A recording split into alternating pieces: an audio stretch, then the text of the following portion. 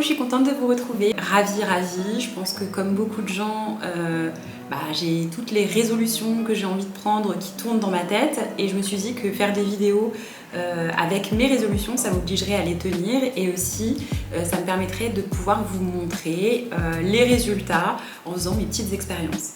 Vous savez, quand on scrolle, des fois on tombe sur des vidéos qui peuvent être intéressantes, des choses qu'on a envie de faire, des recettes, plein de choses comme ça. Et je suis tombée sur une vidéo qui expliquait que le fait d'arrêter le sucre pendant 15 jours, ça pouvait avoir des effets bénéfiques, notamment sur la peau, sur la rétention d'eau, enfin voilà, des effets bénéfiques globalement sur l'ensemble du corps et même allant jusque dans la tête, quoi, améliorer le moral. Que passerait-il si vous arrêtiez de consommer du sucre pendant 2 semaines?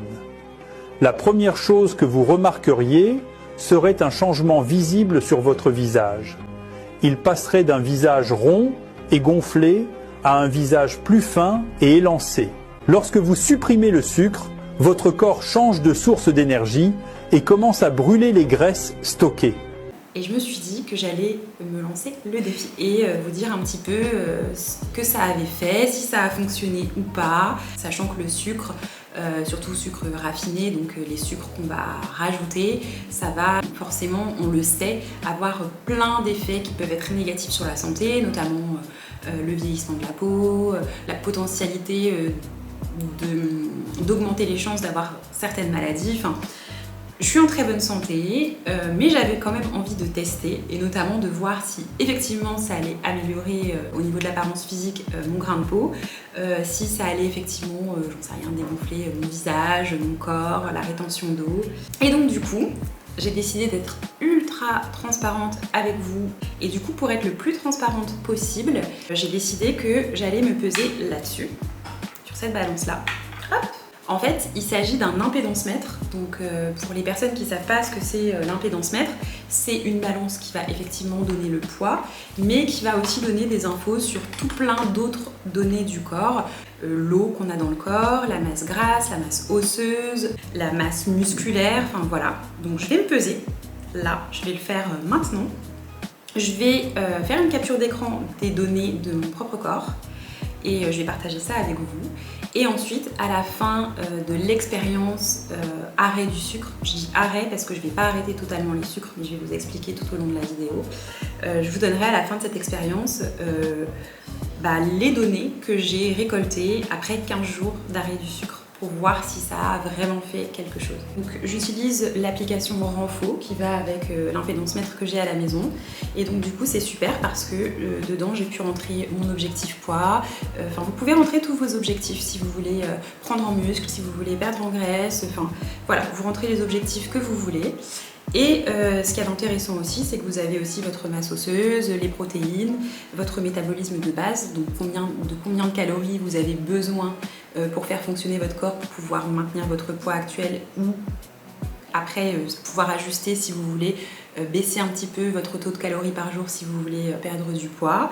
Votre âge métabolique, donc l'âge métabolique c'est l'âge de votre métabolisme, donc de comment fonctionne votre corps, de comment il va brûler les graisses, de comment il fonctionne par rapport aux personnes du même âge que vous. Donc on verra après l'expérience de 15 jours si ça aura eu un effet sur mon âge métabolique. Est-ce que je vais rajeunir? Pour l'instant je ne me plains pas, tout est en vert. En fait sur l'application, vous pouvez voir des couleurs pour vous donner une idée un petit peu de comment est votre santé. Si c'est en vert, ça veut dire que ça va bien. Après on a d'autres couleurs, donc on va aller dans le orange, ça veut dire qu'il faut faire un petit peu attention et après on va arriver dans le rouge et là ça veut dire qu'il faut faire quelque chose. Donc maintenant je vais vous expliquer quels peuvent être normalement les bénéfices de cet arrêt du sucre, quels aliments je vais privilégier, quels aliments je vais éviter. En termes d'amélioration de l'énergie et de l'humeur, le sucre il va provoquer des sortes de pics rapides d'énergie. Quand on va prendre du sucre, ça va être comme si on prenait un petit shoot d'énergie et donc en fait ça va tout de suite augmenter l'énergie mais ça va aussi tout de suite la faire redescendre. En évitant de prendre trop de sucre, on va aussi éviter cet effet yo-yo de pic d'énergie et de baisse d'énergie Et donc du coup, ça va aussi éviter de fatiguer notre corps. Donc on va se sentir moins fatigué en prenant moins de sucre. Et il y aura aussi une amélioration de l'humeur parce qu'on sera moins irritable. Parce que les fluctuations comme ça de glycémie, ça joue aussi sur l'humeur et sur l'irritabilité. Amélioration de la digestion. Il va y avoir aussi en deuxième point donc une meilleure gestion du poids parce que quand on évite de prendre ces sucres, on évite de prendre des calories vides. Quand on va manger, on va avoir un apport calorique et donc il va y avoir certains aliments qui vont nous apporter des bénéfices, notamment des vitamines par exemple. Et donc le sucre c'est une calorie vide parce que finalement ça n'apporte rien au corps. C'est pas terrible, donc on va manger des choses qui vont pouvoir forcément jouer sur notre poids, mais sans nous apporter des bienfaits comme on pourrait avoir en mangeant des aliments beaucoup plus sains. Et donc ça va aussi éviter d'avoir des fringales parce que en fait le sucre c'est voilà, chacun sa drogue. Il y a des gens qui vont fumer, il y a des gens qui vont boire, il y a des drogues comme ça, on sait que c'est de la drogue, mais le sucre souvent on oublie que c'est aussi une drogue et que plus on a l'habitude d'en manger et plus ça va être difficile de réduire cet apport en sucre et surtout de se limiter pour éviter d'arriver dans cet excès-là. Par exemple, j'ai beau avoir une bonne santé et merci beaucoup, merci pour cette santé, mais je me rends compte que le sucre c'est vraiment tous les jours. Qu'importe la dose de sucre que je prends, je vais pas en avoir à la maison, je vais pas avoir tendance à boire de boissons sucrées, j'aime pas du tout ça, mais par contre quand je vais dehors, je vais m'arrêter à la boulangerie, je vais prendre un petit pain au raisin, je vais m'arrêter chez mon glacier préféré qui fait des yaourts glacés et je vais en manger, et dessus je vais rajouter du coulis de chocolat, et tous les jours je vais en prendre un petit peu. C'est pas la première fois que j'essaye d'arrêter, et en voulant arrêter ça, ralentir ça du moins, je me suis rendu compte qu'en fait j'y arrivais pas, donc c'était beaucoup plus difficile que ce que je pensais et que ça allait me demander un réel effort. Le sucre, comme il favorise la rétention d'eau, le fait d'arrêter le sucre, effectivement, ça va éviter d'avoir le visage bouffi. Voilà, on va diminuer cette rétention d'eau. Et de toute façon, le fait d'arrêter le sucre, ça va donner aussi une perte de poids globale, normalement. Donc forcément, ça va forcément jouer, si on perd du gras, à affiner tout ça. La réduction du sucre, ça va aussi bien sûr avoir un effet, le risque des maladies chroniques, ça va aider à réduire ces risques-là, donc notamment le diabète. Courage à toutes les personnes voilà, qui doivent faire face à ça au quotidien. Réduction des risques de maladies cardiovasculaires. L'amélioration de la santé de la peau. Là, je me suis maquillée, donc vous ne pouvez pas voir le résultat, mais promis, dans la vidéo, je vais vous montrer ma peau de près, sans filtre, sans maquillage, sans rien, pour que vous puissiez la voir. Le sucre, en fait, il va favoriser l'inflammation de la peau, et donc ça peut aggraver les rougeurs, ça peut aggraver l'acné, même l'eczéma.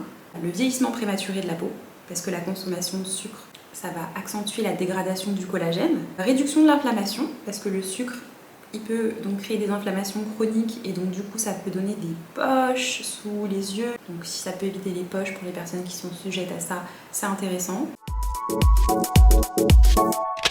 Au niveau des dents, ça améliore la santé bucco-dentaire, donc ça on le sait depuis qu'on est petit. Et d'ailleurs, moi j'ai de la chance, encore une fois, merci, mais c'est fou d'avoir autant de chance, mais j'ai des bonnes dents. Et ma petite astuce pour avoir les dents blanches comme ça, je vous la donne maintenant, c'est que je vais utiliser de l'huile de coco en fait. La bouche, donc comme il ne faut pas se brosser les dents trop souvent dans la journée, ce que je fais, c'est que je vais prendre de l'huile de coco et je vais la passer sur mes dents, je vais me faire un petit bain de bouche, je vais le cracher, je vais bien me rincer la bouche et franchement, ça fonctionne. Vraiment, je suis trop contente. Clarté mentale et concentration. Réduire le sucre aussi la concentration et ça aide à prendre des bonnes décisions. Voilà. Amélioration de la qualité du sommeil et après renforcement du système immunitaire. Donc en résumé, réduire le sucre, ça permet de se sentir mieux physiquement et aussi mentalement et émotionnellement, ce qui est plutôt pas mal du tout. Je vais aussi vous montrer mon corps, ce à quoi il ressemble actuellement, pour voir aussi si on voit une différence. Donc, je vais vous montrer mon ventre, je pense.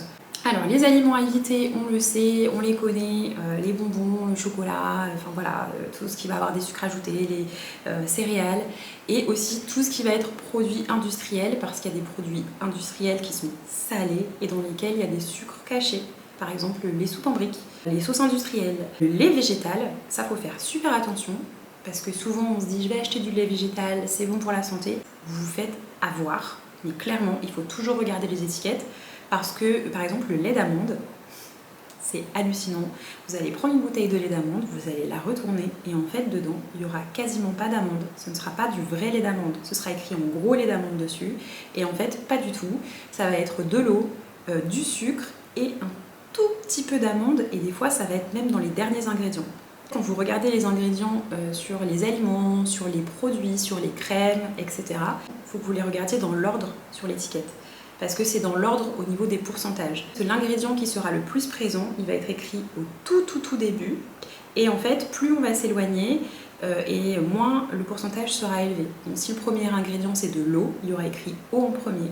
Et si le dernier ingrédient, pour l'exemple du lait d'amande, c'est amande, ça veut dire que ce sera celui qu'on retrouvera le moins dans le produit.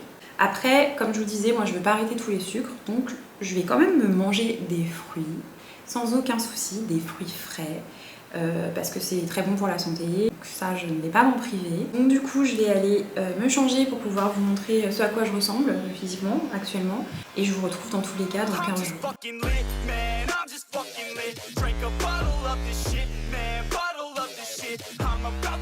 C'est tout bon pour aujourd'hui, je vous fais un gros bisou. Bisous.